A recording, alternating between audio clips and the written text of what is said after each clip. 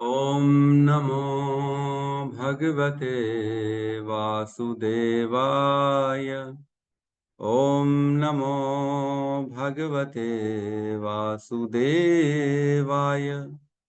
ॐ नमो भगवते वासुदेवाय। यः स्वानुभावम् अखिलं श्रुतिसारमेकम् आध्यात्मदीपम् अतितीर्षितां तमोऽन्धम् संसारिणां करुणयः पुराणगुह्यम् तं व्याससूनम् उपयामि गुरुमुनीनां। नारायणं नमस्कृत्य नरं चैव नरोत्तमं देवीं सरस्वतीं व्यासं ततो जयमुदीरये। श्रवणतां स्वकथः कृष्ण पुण्यश्रवणकीर्तिनः हृदयन्तस्तो हि अभद्राणि विदुनोति श्रुहित सताम्। नष्टप्रायेषु अभद्रेषु नित्यं भागवत सेवया भगवती उत्तम श्लोके भक्तिर्भवति नैष्टिकी। श्रवणतः श्रद्धया नित्यं गृणतश्च स्वचेष्टितं कालेन नातिदीर्घेण भगवान् विशते हृदि। कृष्णाय वासुदेवाय देवकी नंदनाय च नंद गोप कुमाराय गोविंदाय नमो नमः। नमः पंकजनाभाय नमः पंकजमालिने नमः पंकजनेत्राय नमस्ते पंकजांग्रिये। जय श्री कृष्ण चैतन्य प्रभु नित्यानंद श्री अद्वैत गदाधर श्रीवासादि गौर भक्ता वृंद। हरे कृष्णा कृष्णा कृष्णा हरे हरे, हरे राम राम राम हरे हरे। हरे कृष्णा कृष्णा कृष्णा हरे हरे, हरे राम राम राम हरे हरे। हरे कृष्णा कृष्णा कृष्णा हरे हरे, हरे राम राम राम हरे हरे। हरे कृष्णा। सभी भक्तों का स्वागत है प्रातःकालीन श्रीमद् भागवतम के सत्र में, जो कि हम रोज लेते हैं 6 से 7 in the morning zoom class में, है ना। जूम आईडी के माध्यम से हर कोई जुड़ सकता है हमारे साथ, कहीं पे भी हो। वो पृथ्वी में होना चाहिए और इंटरनेट होना चाहिए, बस भक्ति के लिए और कुछ नहीं चाहिए। बहुत बहुत स्वागत है। कल हमने अध्याय 1 का अंत, जो लास्ट श्लोक है, उसको लिया था कल हमने। उसमें हमने पढ़ा था कि मनुष्य को अपना मन पूर्ण पुरुषोत्तम भगवान में एकाग्र करना चाहिए, क्योंकि वे ही अपने आप को इतने सारे रूपों में उसी तरह वितरित करते हैं जिस तरह की सामान्य मनुष्य स्वप्न में हजारों रूपों की सृष्टि करता है। मनुष्य को अपना मन उन पर एकाग्र करना चाहिए जो एकमात्र सर्वथा आनंदमय परम सत्य है, अन्यथा मनुष्य पथ भ्रष्ट हो जाएगा और स्वयं अपने पतन का कारण बनेगा। तो इसमें लिखा है कि व्यक्ति को जब धारणा करे तो वह वस्तुओं को देखते देखते भगवान की धारणा करे।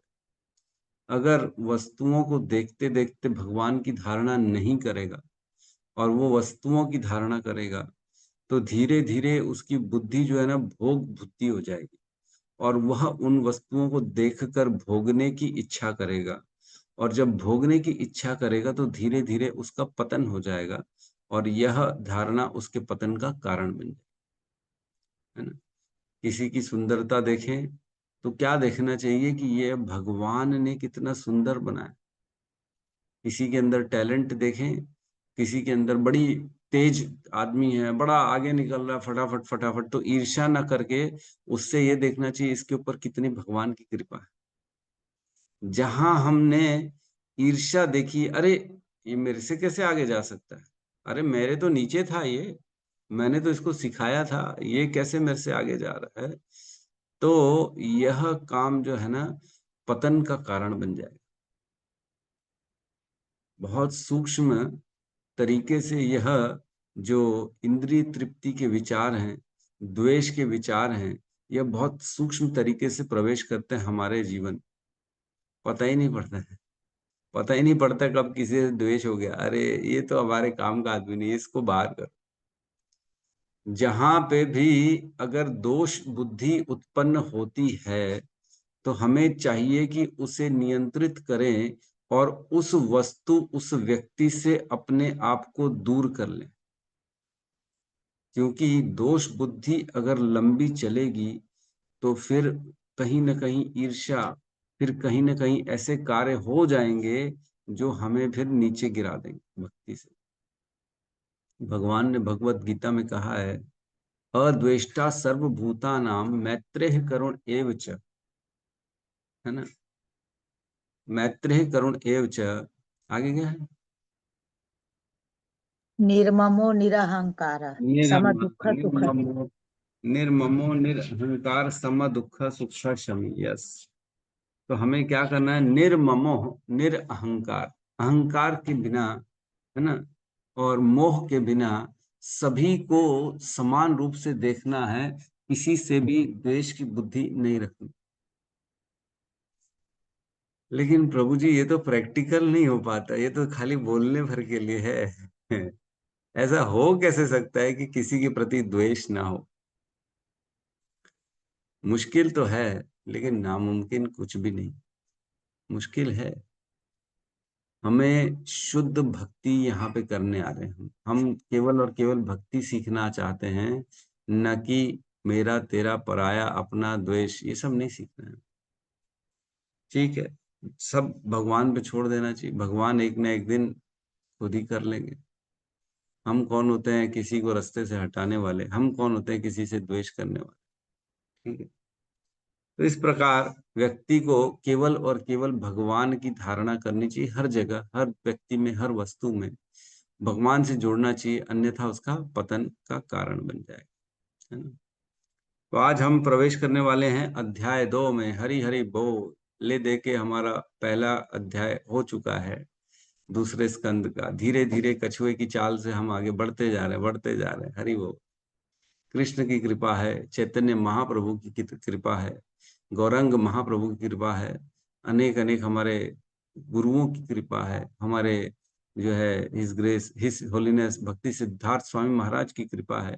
धीरे धीरे हमारी गाड़ी आगे बढ़ती जा रही है, और इसी प्रकार धीरे धीरे एक दिन श्रीमद् भागवतम को हम आत्मसात कर पाएंगे, यह आशा करते हैं। तो दूसरा अध्याय का शीर्षक है हृदय में श्री भगवान। अब क्या हुआ? धारणा कर लिया। जब धारणा भगवान की कर लिया तो हृदय में कौन आ गए? श्री भगवान। तो अब श्री भगवान की धारणा चल रही है, और उसके क्या हमें जो है, मतलब क्या उसकी लाभ मिलता है भगवान की धारणा करने के, इस अध्याय में उसका वर्णन चल रहा है। तो बहुत सुंदर है। प्रवेश करते हैं आज के सत्र में।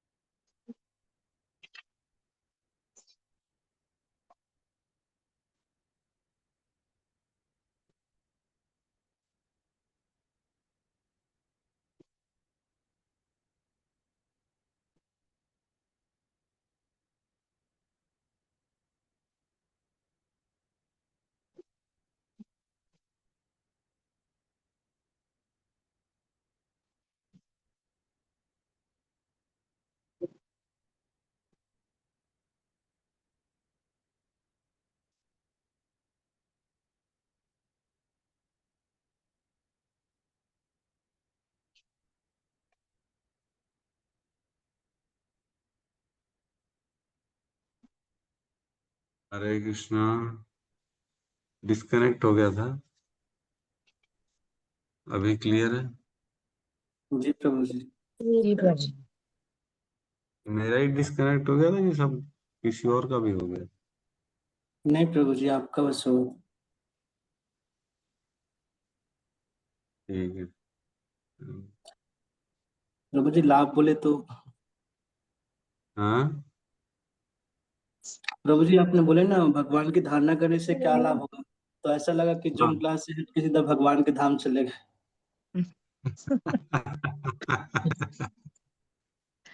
अच्छा, हरी बोल। ठीक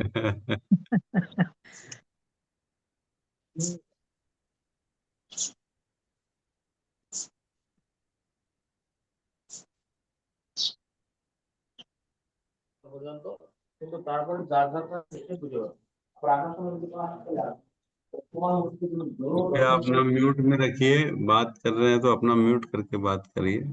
1.2 कैसे चल रहा है इसमें? मैं क्या चला रहा हूँ? फेंटो सेकेंड चैप्टर। है ना, 2.2.1 ये ठीक है ना? जी जी।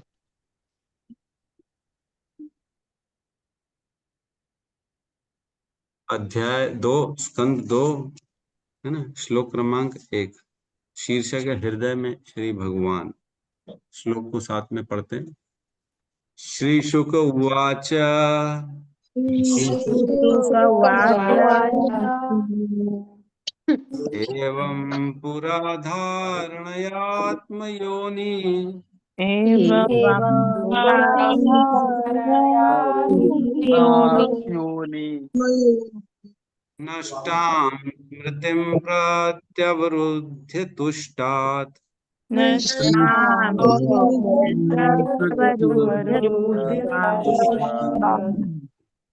तथा ससर्जे इदम् अमोघ दृष्टि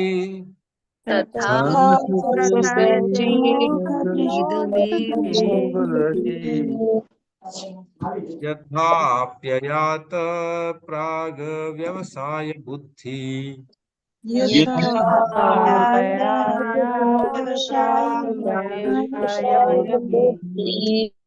श्रीशुक उवाच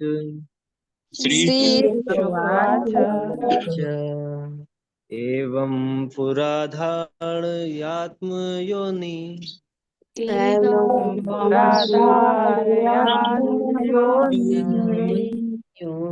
नष्टां स्मृतिं प्रत्यवरोध्य तुष्टात्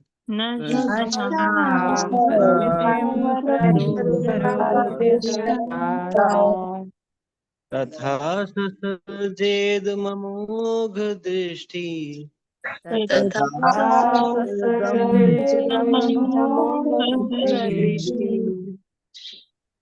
यथाप्ययात्राग व्यवसाय बुद्धि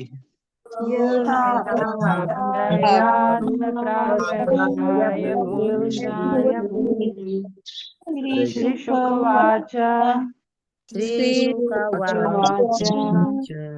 एवं पुराधार्यात्मयोनि एवं पुराधारयात्मयोनि नष्टां स्मृति प्रत्यवरुध्य तुष्टात् तथा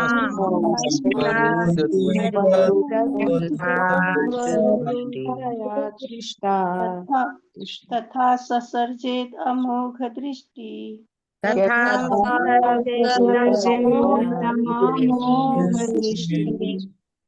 यथाप्ययात प्राग व्यवसाय बुद्धि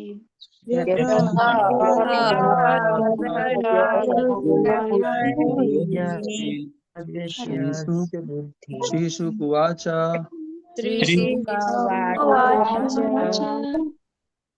एवं पुराधारयात्मयोनि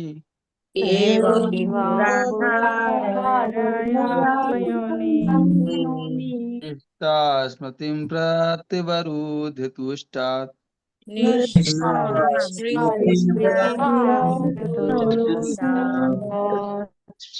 तथा ससर्जेदम् अमोघ दृष्टि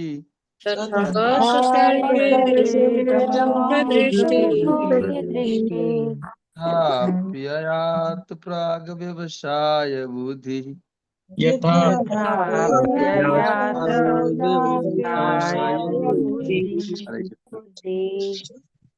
अनुवाद। श्री सुखदेव गोस्वामी ने कहा, इस ब्रह्मांड के प्राकट्य के पूर्व ब्रह्मा ने विराट रूप के ध्यान द्वारा श्री भगवान को प्रसन्न करके विलुप्त हो चुकी अपनी चेतना पुनः प्राप्त की। इस तरह वे सृष्टि का पूर्ववत पुनर्निर्माण कर सके। ओम अज्ञानतिमिरन्धस्य ज्ञानाञ्जनशलाकया चक्षुरुन्मीलितं येन तस्मै श्री गुरुवे नमः। श्री चैतन्य मनोभीष्टं स्थापितं येन भूतले स्वयं रूपः कदा मह्यं ददाति स्वपदान्तिकम्। वन्देऽहं श्रीगुरु श्रीयुतपदकमलं श्रीगुरून् वैष्णवांश्च श्रीरूपं सागरजातं सहगण रघुनाथान्वितं तं सजीवं साद्वैतं सावधूतं परिजन सहितं कृष्ण चैतन्य देवं श्री राधा कृष्ण पादान् सहगण ललिता श्री विशाखान्वितांश्च। हे कृष्ण करुणा सिंधु दीनबंधु जगतपते गोपेश गोपिका कांता राधा कांत नमस्तुते। तप्त कंचन गौरांगी राधे वृंदावनेश्वरी वृषभानुसुते देवी प्रणमामि हरिप्रिये। वाञ्छाकल्पतरोभश्च कृपा सिन्धुभ्य एव च पतितानां पावनेभ्यो वैष्णवेभ्यो नमो नमः। नमो विष्णुपादाय कृष्णपृष्ठाय भूतले श्रीमते भक्तिवेदांत स्वामीति नामिने। नमस्ते सारस्वते देवे गौरवाणी प्रचारिणे निर्विशेष शून्यवादी पाश्चात्य देशतारिणे। जय श्री कृष्ण चैतन्य प्रभु नित्यानंद श्री अद्वैत गदाधर श्रीवासादि गौर भक्त वृंद। हरे कृष्णा कृष्णा कृष्णा हरे हरे, हरे राम राम राम हरे हरे। हरे कृष्ण। तो हरे कृष्ण प्रभु जी, सादा पढ़ाऊं। हरे कृष्णा माता जी। हरे कृष्ण प्रभु जी, दंडवत प्रणाम। हरे कृष्ण। प्रणाम करने का समय जो होता है वो क्लास शुरू होने के पहले होता है। क्लास के बीच में सब जो है थोड़ा सा ठीक है, कोई बात नहीं। जो लेट से ज्वाइन करता है उसकी इच्छा होती है, ठीक है। तो यहाँ पे हमने पढ़ रहे हैं, पहले अध्याय में हमने पढ़ा कि धारणा क्या होती है और धारणा कैसे करनी है ना। कैसे सारे वस्तुओं को भगवान के अंदर, विराट रूप के अंदर उनका दर्शन करना। सारी चीजें, चाहे बादल हो, चाहे दिन हो, चाहे रात हो, ये भौतिक संसार हो, चाहे सागर हो, चाहे पशु पक्षी हो, चाहे चार पैर वाले अन्य अन्य जीव हो, चाहे ये भूमंडल क्यों ना हो, अनेक अनेक ग्रह क्यों ना हो, चाहे ब्राह्मण हो, वैश्य हो, शूद्र हो, हर किसी का कैसे भगवान के अंदर हमको दर्शन करना, उसको कैसे भगवान के साथ जोड़ के देखना है अपने नॉर्मल डेज में, यह सिखाया हमारे। लेकिन क्या बताया, यह विराट रूप का दर्शन को किसको करना चाहिए? जो भक्ति योग में नहीं है ना, वो करना चाहिए, उसको करना चाहिए, क्योंकि वो भगवान को, स्वरूप को तो मानता नहीं। जो भक्ति योग में स्थित है वो किसका दर्शन करता है? वो तो साक्षात जाके भगवान का दर्शन कर लेगा मंदिर में। वह भगवान को देखेगा और बोलेगा यही तो भगवान है, पूरे ब्रह्मांड के नायक यही तो है। लेकिन इन्हीं का एक रूप वह है जो विराट रूप है, जिसके अंदर पूरा संसार छुपा हुआ। उसी के अंदर भगवान कहते ही है ना, मैं हर कहीं हूं, जो मुझे देखता है हर कहीं, मैं उसको जो है वो मुझसे कभी दूर नहीं रहता, वह मेरी दृष्टि के पास रहता है हमेशा, है ना। तो बेसिकली भगवान को हर कहीं देखना है और हर कुछ भगवान के अंदर देखना है। हमने पढ़ा था भगवत गीता के 9वें अध्याय में, 9वें अध्याय में 2 श्लोक आए थे, जिसमें कहते हैं, एक श्लोक में कहते हैं सर्वम, क्या कौन सा श्लोक है उसमें कहते हैं 9वें अध्याय में, बोलते एक श्लोक में कहते हैं कि मैं हर कहीं हूं और मैं न च में मत्सानी सर्वाणी, और सर्वाणी च मत्सानी मतलब हर कुछ मुझ में है और मैं हर कुछ मुझ में नहीं भी है, मैं अलग भी हूं। इस प्रकार से उन्होंने बताया था श्लोक में। तो हमने बेसिकली ये देखना है कि भगवान 9.3 नहीं 9.4 और 5 इसमें बताते हैं, यह संपूर्ण जगत मेरे अव्यक्त रूप द्वारा व्याप्त है, मैं समस्त जीव मुझ में है किंतु मैं उनमें नहीं हूं। फिर कहते हैं 5वें नंबर श्लोक में, तथापि मेरे द्वारा उत्पन्न सारी वस्तुएं मुझ में स्थित नहीं रहती। जरा मेरे योग ऐश्वर्य को देखो। यद्यपि मैं समस्त जीवों का पालक हूं और सर्वत्र व्याप्त हूं, लेकिन मैं इस विराट अभिव्यक्ति का अंश नहीं हूं, क्योंकि मैं सृष्टि का कारण स्वरूप हूं। ये दोनों श्लोक को जब हम अपने विराट रूप के जो हमने चर्चा करी उससे अगर जोड़ के देखते हैं तो अब क्लियर होता है सारा पिक्चर। जब भगवत गीता पढ़ रहे थे तो ये दोनों श्लोक बड़े कंफ्यूजन लग रहे थे हमारे को, है ना। उस समय इनको समझना थोड़ा सा मुश्किल जा रहा था, लेकिन जब हमने पूरा भी विराट रूप का एक एक अंग को हमने जब पढ़ा और ये समझा कि कैसे हर चीज भगवान के विराट रूप में समाहित है, तब ये समझ में आता है कि भगवान का ही विराट रूप है, लेकिन भगवान स्वयं विराट रूप से अलग भी है। जो हमारे मंदिर में विग्रह है वो अलग है भगवान, और एक विराट रूप अलग है भगवान का, वह भगवान की शक्ति से ही है। यह पूरा संसार भगवान की शक्ति से ही चल रहा है ना। यह संपूर्ण जगत मेरे अव्यक्त रूप द्वारा व्याप्त है। समस्त जीव मुझ में है, किंतु मैं उनमें नहीं हूँ।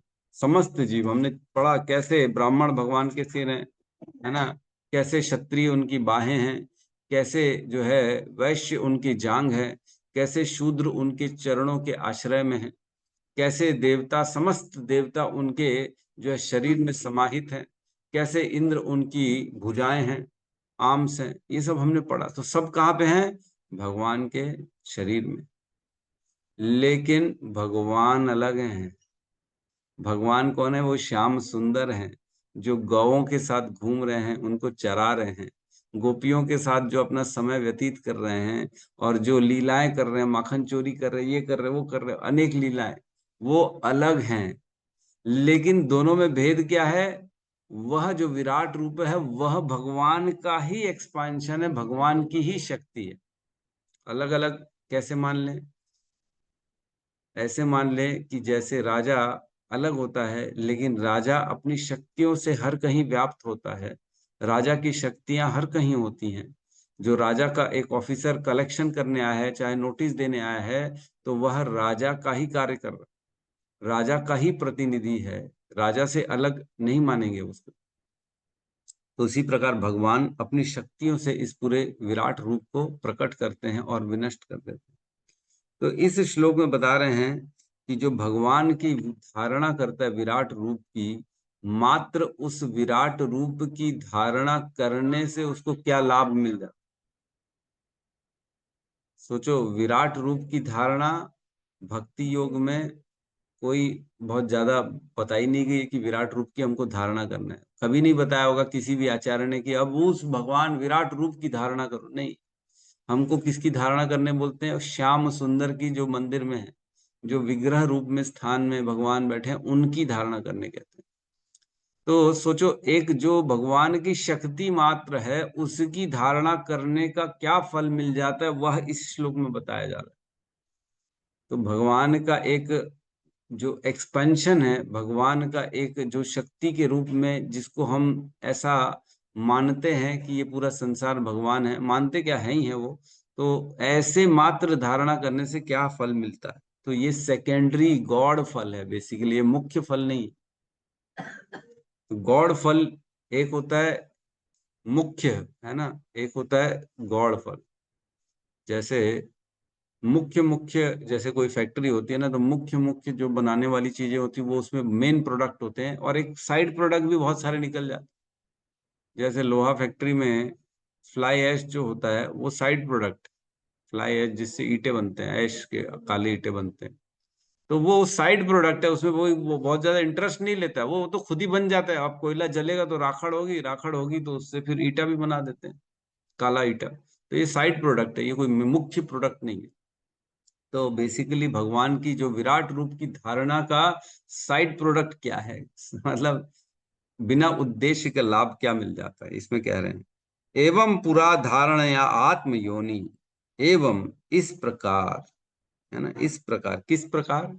जो कैंटो 1 में सॉरी इस चैप्टर 1 में हमने पढ़ा, जिस धारणा का स्वरूप, वैसी धारणा जिसमें 12 श्लोकों में बताया गया है कि भगवान की धारणा कैसे करनी। काले बादल देखें तो भगवान के केशों का स्मरण करें, है ना, या माया का देखें तो भगवान की मुस्कान का स्मरण करें, समंदर देखें तो भगवान की गोद का स्मरण करें, है ना, तो दिन देखें तो भगवान के पलकों का स्मरण करें कि भगवान की पलकें खुली हुई हैं, रात देखें तो ये स्मरण करें अब भगवान की पलकें बंद हो गई है ना, और क्या, जब यमराज के बारे में चिंतन करें तो भगवान के दाढ़ों के बारे में चिंतन करें, ये तो भगवान के दाढ़ हैं। संसार का प्रेम देखें तो भगवान के सामने के मुखों का वर्णन करें, है ना, लालसा के बारे में आए तो भगवान की चिन्ह है, ठुड्डी है ना। इस प्रकार से हर वस्तु को भगवान के बारे में जब हम चिंतन करते हैं, धारणा करते हैं, तब बता रहे हैं एवं इस प्रकार की धारणा से पुरा मीन्स जब यह विश्व नहीं होता उसके पूर्व, जब यह संसार नहीं था, बेसिकली ब्रह्मा जी का दिन जिसको कल्प कहते हैं, और भगवान ब्रह्मा जी की रात्रि जिसको अपना प्रलय कहते हैं, है ना। तो प्रलय में ये संसार आपको मालूम है नहीं होता, ये पूरे जितने जीव होते हैं वो कहाँ चले जाते हैं, गर्भोदक्षाई विष्णु के उदर में चले जाते हैं। फिर जब दोबारा सुबह होती है ब्रह्मा जी की, तब सारे जीव आते हैं और ब्रह्मा जी उनको वापस से उनके स्थानों में, उनके कर्म योनियों के द्वारा अनेक अनेक योनियों में उनको वापस से स्थापित कर देते हैं, है ना। ये हमने पढ़ा था, कैंटो 1 में पढ़ा था, अच्छे से डिटेलिंग पूरी करी थी। जब नारद जी को पार्षद बना दिया था, तब नारद जी ने ये देखा कि कैसे कल्प हो गया, कल्प खत्म हो गया, प्रलय हो गई, तो सारे जीव विष्णु के उदर में चले गए, तो वो भी चले गए थे साथ।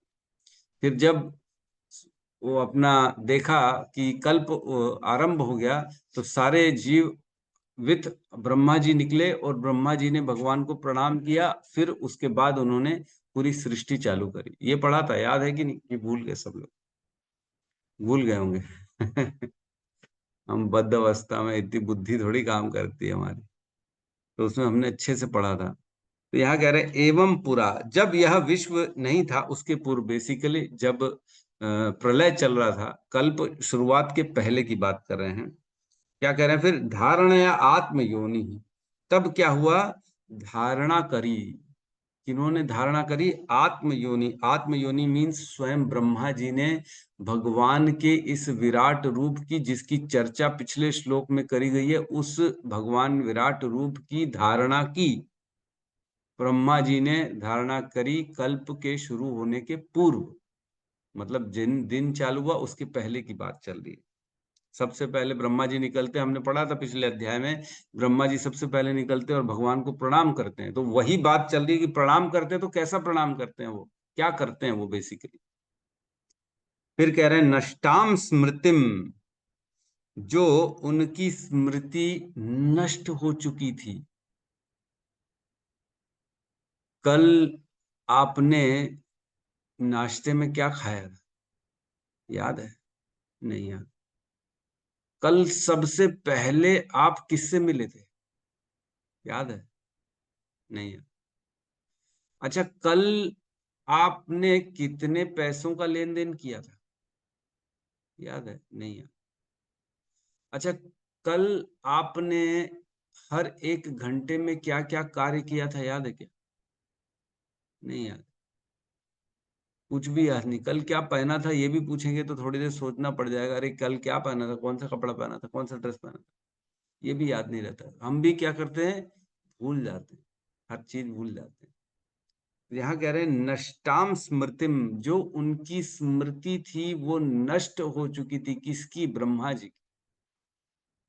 हमारी भी स्मृति नष्ट हो चुकी है कि नहीं, कल क्या क्या किया था कुछ याद तो नहीं है, तो आज कैसे याद हो जाएगा कल का? आज का ही याद नहीं रहता हमारे को, तो कल का तो दूर की बात है। आज ही जो पढ़ा प्रभु जी वही याद नहीं रहता हमारे को, है कि नहीं? बड़ा मुश्किल है याद रखना, हमारी स्मृति बड़ी कमजोर है। वैसे ही ब्रह्मा जी की भी स्मृति कमजोर है, यहाँ पे ऐसा नहीं है, वो भी हमारे जैसे ही है। नष्टाम, रोज उनकी स्मृति नष्ट हो जाती है।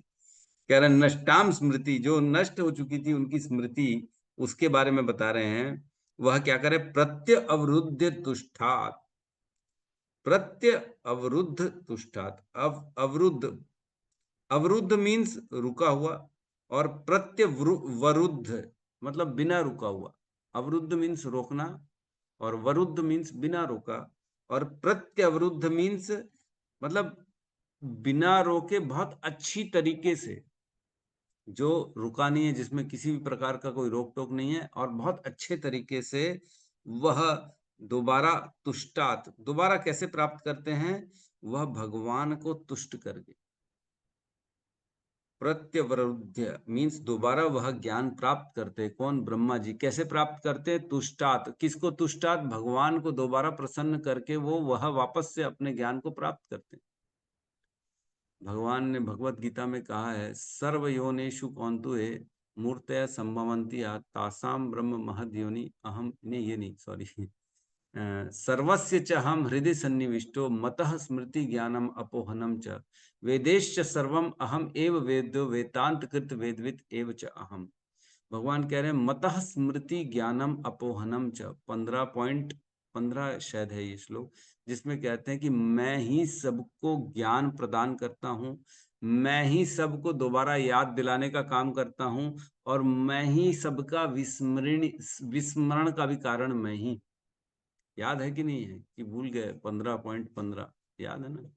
सर्वस्य चम हृदय सन्निविष्टो, मैं सभी के हृदय में रहता हूं और क्या करता हूं, सबको याद दिलाता हूं जो उनके काम की चीजें हैं, और जो उनके काम की चीजें नहीं वो भुला देता हूं, और ज्ञान प्रदान करता हूं। ये मेरा काम है हृदय में रहते रहते, है ना। तो ये भगवान ही हमें वापस से स्मृति दिलाते हैं। कई बार हम भूल जाते, मैं ही श्लोक भूल जाता, अरे कौन सा श्लोक था, कौन सा श्लोक था, लेकिन फट से याद आ जाता है। कैसे याद आ गया, मेरी कला है क्या, मैंने कुछ किया, ऐसा बटन ऑन किया, ओ ये वाला श्लोक कंप्यूटर में माउस में जैसे जाके ये श्लोक ओपन किया तब सामने मॉनिटर में आ जाता है, वैसा तो नहीं करते हम प्रयास करते हैं।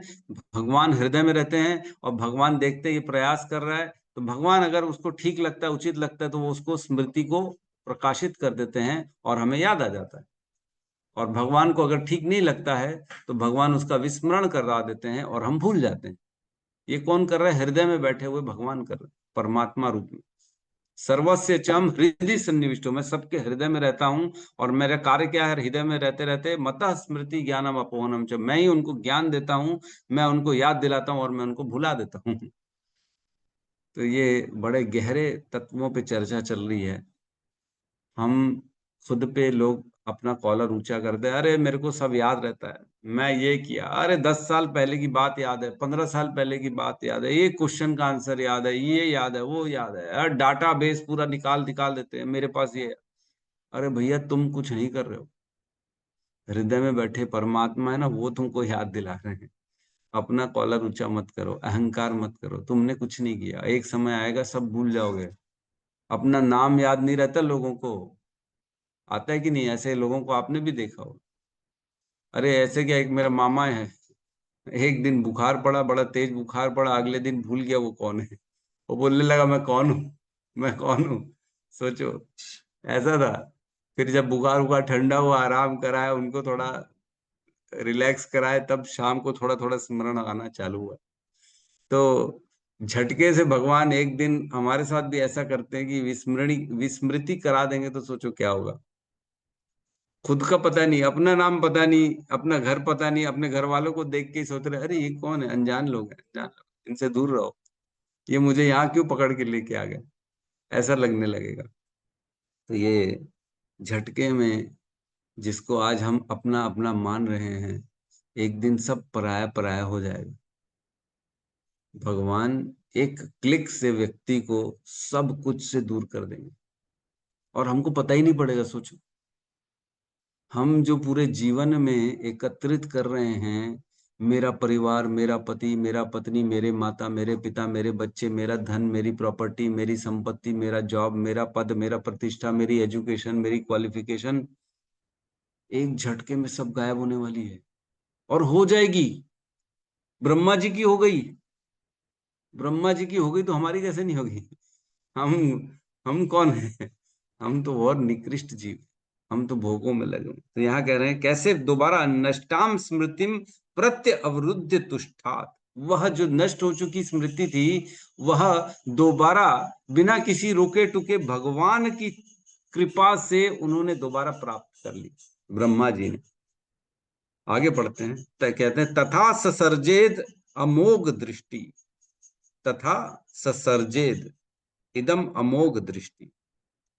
तो उसके बाद, तथा मीन्स उसके बाद, जब दोबारा उनको स्मृति प्राप्त होती है तब क्या करा उन्होंने, तथा ससर्जेत, ससर्जेत मीन्स दोबारा सृजन किया, दोबारा निर्माण करते हैं। वह किसका, इदम अमोघ दृष्टि, इदम मीन्स यह भौतिक जगत जो अमोघ दृष्टि में से, जिसे स्पष्ट दृष्टि, जिसे एकदम देखा जा सकता है सामने प्रत्यक्ष रूप से, जैसे सृष्टि की रचना करनी चाहिए थी उसी प्रकार ज्ञान प्राप्त करके ब्रह्मा जी भगवान की कृपा से वह ज्ञान प्राप्त करके उसी सृष्टि को दोबारा निर्माण कर लेते हैं। मीन्स कैसी सृष्टि निर्माण करनी चाहिए थी, सपोज करो जिसके जिसके जो कर्म थे उनको उनकी कर्मों के अनुसार योनियां प्रदान करके। तो इसके अनुसार यहाँ पे जो श्लोक में बताया जा रहा है, इसके अनुसार ब्रह्मा जी लोकों का निर्माण नहीं कर रहे हैं। 14 लोक ब्रह्मा जी सृष्टि नहीं करते हैं। ब्रह्मा जी सृष्टि किसकी करते हैं, केवल केवल सभी जीवों को उनके कर्मों के अनुसार योनियां प्रदान करते, ये काम करते ब्रह्मा जी। 14 लोक ऑलरेडी बने हुए हैं, 14 लोकों का बनाने का काम ब्रह्मा जी का नहीं होता है। वो तो गर्भोदक्षाई विष्णु जैसी ब्रह्मांड के अंदर प्रवेश करते हैं, अपने पसीने के जल से आधा ब्रह्मांड को भर देते हैं और वहीं लेटते हैं और अपनी नाभि से एक कमल उत्पन्न करते हैं। उस कमल में ऊपर सतलोक रहता है जिसमें ब्रह्मा रहते हैं और बाकी कमल नाभि में 14-13 लोक और रहते हैं। तो लोकों का निर्माण ब्रह्मा जी नहीं कर रहे हैं, ब्रह्मा जी केवल योनियां प्रदान कर रहे हैं उनके कर्मों के अनुसार। 84 लाख योनियों का निर्माण कर रहे हैं वो उनके कर्मों के अनुसार। तथा ससर्जेग इदम अमोघ दृष्ट, यह अमोघ दृष्ट, अमोघ मीन्स जैसा नियम के अनुसार, जैसा भगवान की इच्छा के अनुसार, कर्मों के अनुसार जो जिसको जो देना चाहिए वो उसको प्रदान कर देते हैं ब्रह्मा जी। पुनः जो होना चाहिए धर्म के अनुसार, भगवान की इच्छा के अनुसार, वह कार्य दोबारा कर लेते हैं ब्रह्मा जी। और क्या करें लास्ट लाइन में, यथाप्ययात प्राग व्यवसाय बुद्धि, है ना। यथाप्ययात मीन्स पहले के ही जैसे दोबारा निर्मित किया गया। यथा जिस प्रकार निर्मित पहले था उसी प्रकार, जैसे एक दिन पूर्व था यह पूरी सृष्टि, उसी प्रकार अब आज भी उसी समान दृष्टि से वह सृष्टि की रचना हो गई, है ना। जैसे माताएं होती हैं रोज सुबह किचन में प्रवेश करती हैं, है ना। तो जैसे कल उन्होंने सब रखा था ना, बर्तन वर्तन भांडा, ये गैस चूल्हा इधर ये उधर, वो same to same was it is रोज अपना जमाती है कि नहीं, अरेंजमेंट करती है कि नहीं करती, है ना। हम भी जैसे कोई जॉब कर रहा है या शॉप में है, तो शॉप में जो भी व्यक्ति एक पैटर्न डिसाइड करता है, मेरी दुकान में यहाँ पे ये माल होगा, यहाँ पे ये माल होगा, उसी पैटर्न में रोज अपने माल को रात को या सुबेरे आके जमाता है कि नहीं जमाता है। हमारे हिज ग्रेस जो है सुब्रत प्रभु है कि नहीं है, सुब्रत प्रभु हैं, उन्होंने अभी अभी मेडिकल का शॉप खोला है ना, श्याम सुंदर मेडिकोस। तो आपको शुभकामनाएं। और आप रोज अपनी दवाइयों को बराबर एज इट इज जमाते हैं कि नहीं जमाते, बिल्कुल जमाते ही होंगे। मैंने लॉक कर दिया, शायद अनम्यूट नहीं हो पा रहा होगा। तो रोज सेम टू सेम दुकान जैसी पूरी अस्त व्यस्त होती, दिन भर कार्य होता है, दिन भर इधर उधर निकालते हैं डालते हैं, आदमी की पूरी दुकान अस्त व्यस्त होती। फिर रात को या अगले दिन सुबेरे व्यक्ति आता है, चैन से 2 घंटे बैठता है और पूरी दुकान को सेट करता है ताकि आज का दिन मेरा मैं कार्य अच्छे से कर सकूं। तो वैसे ही उसी प्रकार जैसे कल थी सृष्टि, उसी प्रकार आज जो है ब्रह्मा जी दोबारा सारी योनियों को उनकी कर्मों के अनुसार योनि प्रदान करते हैं जीवों को। और कैसे करते हैं, व्यवसाय, व्यवसाय बुद्धि कैसे करते हैं, व्यवसाय बुद्धि, व्यवसाय बुद्धि मीन्स संकल्प बुद्धि के साथ में दोबारा करते हैं।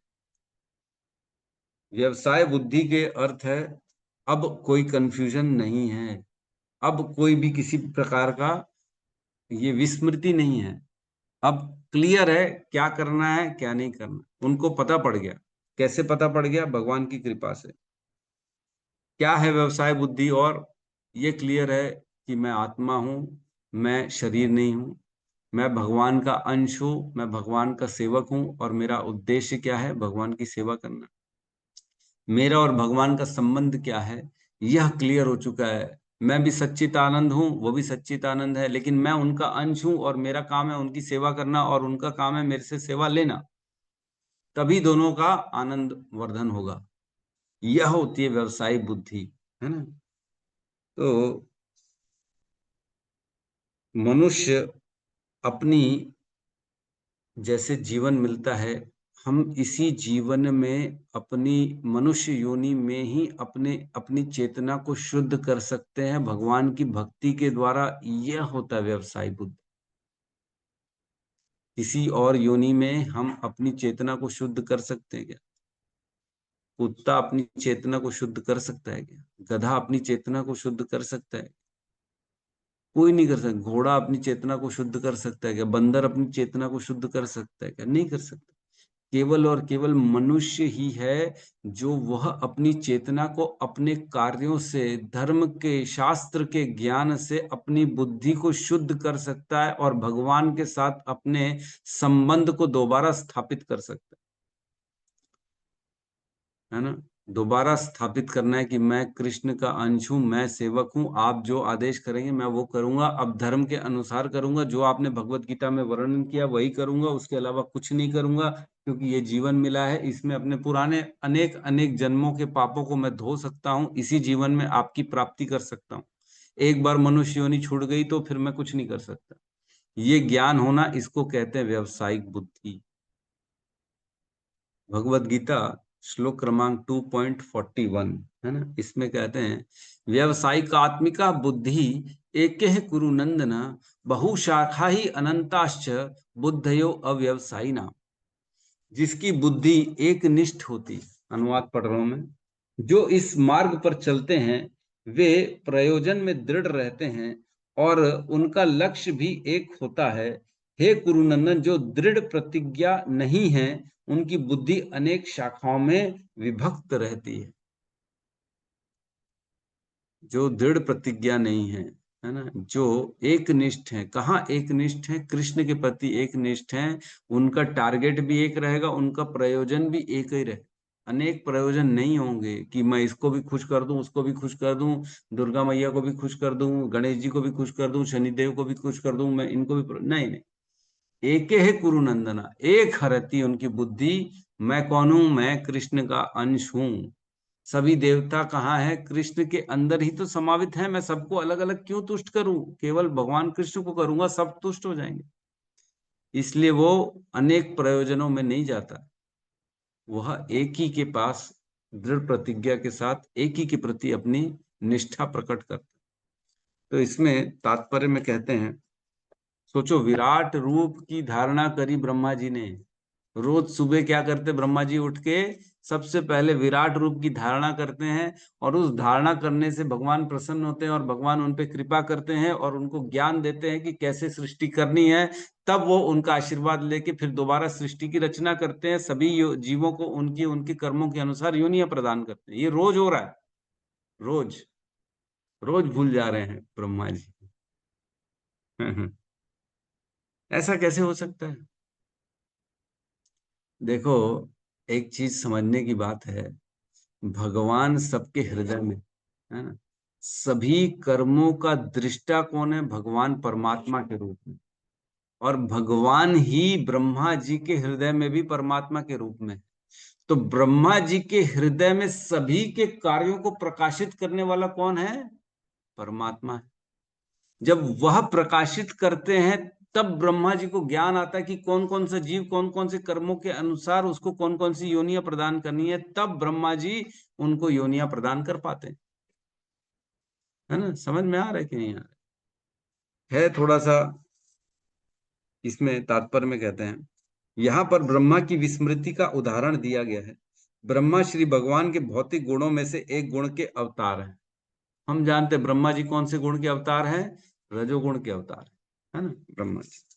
वे भौतिक प्रकृति के रजोगुण के अवतार होने के कारण श्री भगवान द्वारा सुंदर भौतिक सृष्टि की रचना करने के लिए शक्ति प्रदत्त हैं। तो जो रजोगुणी होता है वो काम करने में, ये बना दूं वो बना दूं, इसमें बहुत ज्यादा उसका इच्छा रहती है। तो ब्रह्मा जी रजोगुणी है, तो उनकी इच्छा यही रहती है मैं सृष्टि बना दूं, तो वो सृष्टि की शक्ति प्राप्त करते हैं। तो भी असंख्य जीवों में से एक होने के नाते वे अपनी सृजनात्मक शक्ति की कला को भूल सकते हैं। वो भूल जाते हैं कि वो भी सृजन कर सकते हैं। वो कैसे सृजन करना है उनको ये समझ में नहीं आता, भूल जाते हैं। जीव की यह विस्मृति जो ब्रह्मा से लेकर शूद्र चींटी तक पाई जाती है, ऐसी प्रवृत्ति है जिसका शमन श्री भगवान के विराट रूप के ध्यान द्वारा किया जा सकता है। तो बता रहे हैं कि ये प्रवृत्ति सब में है, ब्रह्मा से लेकर चींटी तक सबके अंदर विस्मृति हो जाती है, सबके अंदर।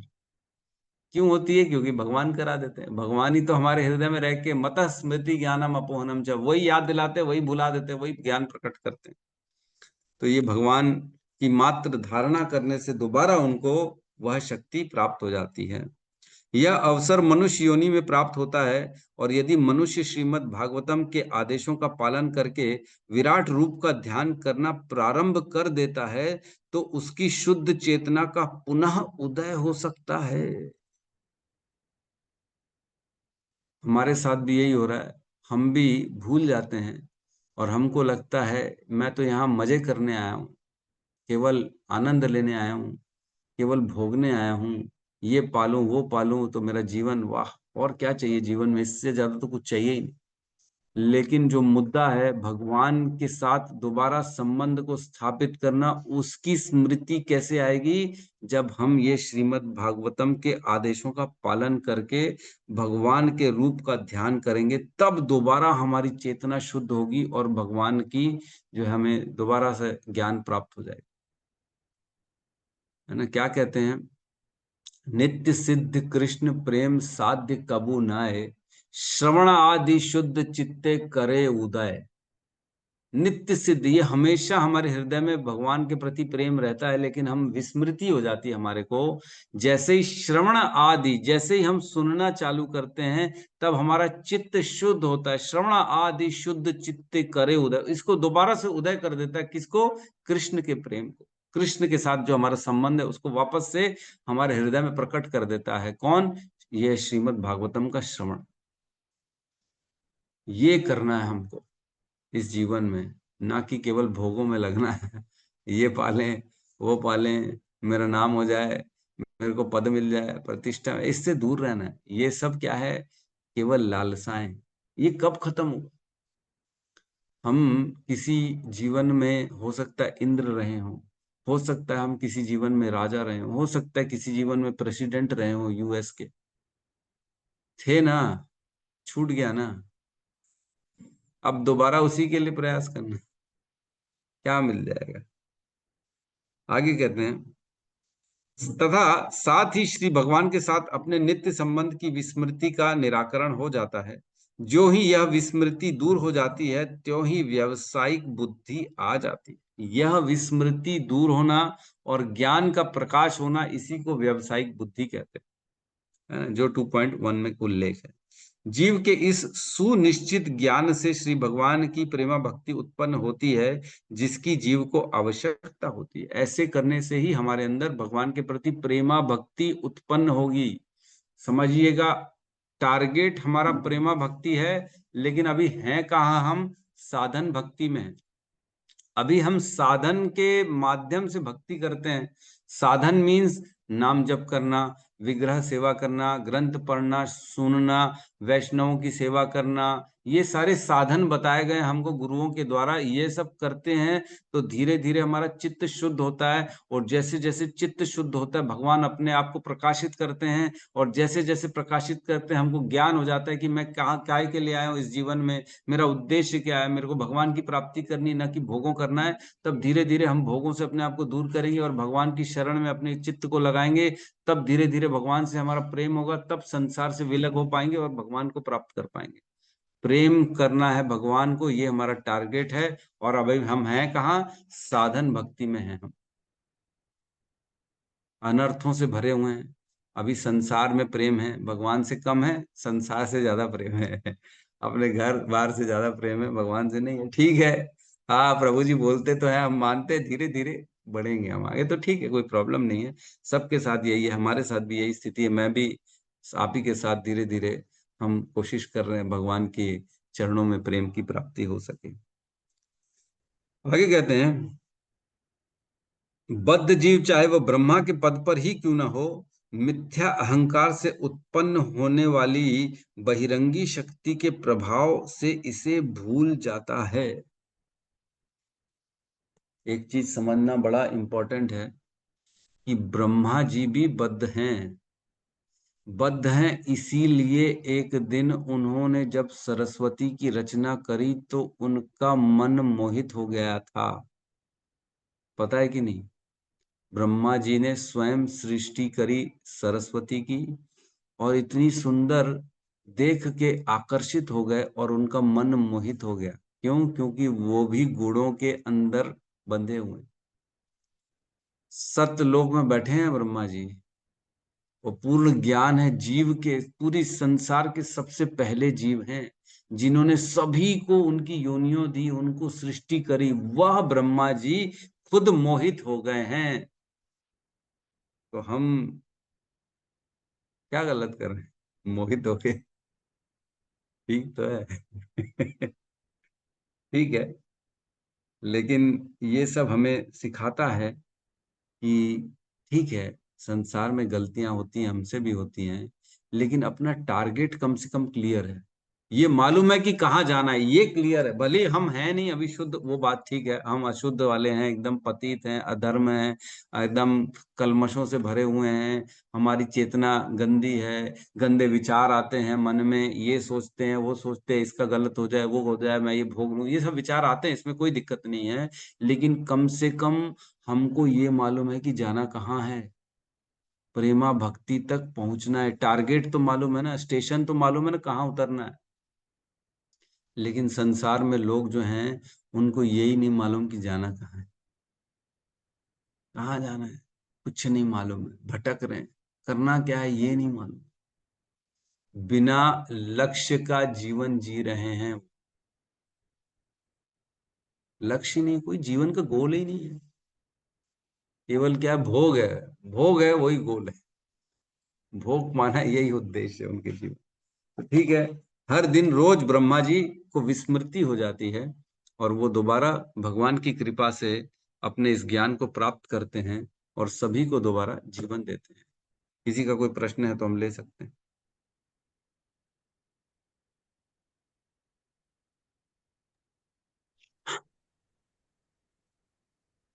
हरे यस, कृष्ण प्रभु जी। हाँ, हरे कृष्णा, बोलिए माता जी। प्रभु जी प्रश्न तो नहीं है, मेरे को किसी ने पूछा था एकादशी में क्या केले खाते हैं क्या? मैं बोली मैं पूछ के बताऊंगी।